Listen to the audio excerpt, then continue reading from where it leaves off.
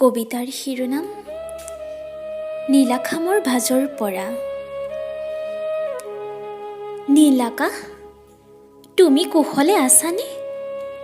বহুদিনেই হ'ল তোমাৰ সৈতে যোগাযোগ বিচ্ছিন্ন হোৱা। এতিয়া নিশা 1 বাজিবৰে হ'ল।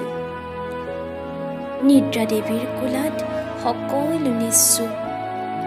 হাৰে আছোঁ মই হাৰে আছোঁ আৰু মোৰ স্মৃতিৰ কৰণী হাৰে আছোঁ।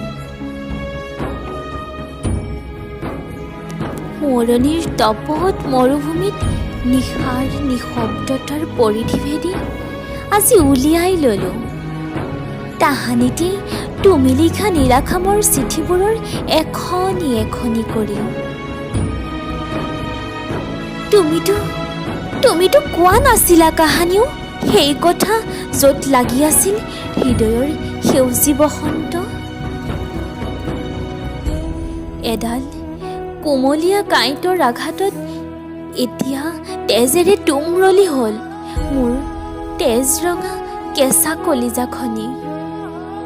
সেয়েহে মই বহু দূৰলৈ গুচি আহিলোঁ তোমাৰ পৰা।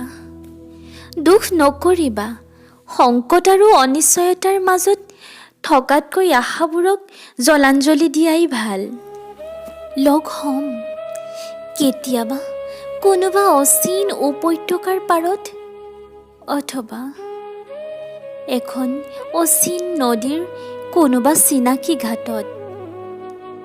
নিশ্চয় লগ হ'ম কেতিয়াবা কোনো অচিন উপত্যকাৰ পাৰত, অথবা অচিন নদীৰ চিনাকি ঘাটত গোপনে সংগোপনে। বাহ, কি সুন্দৰ কাব্যিকতা ভৰা লিখনি আছিল তোমাৰ। সকলোবোৰ এতিয়া নীলাখামৰ ভাজত আলমাৰীৰ এচুকত পৰি ৰ'ল।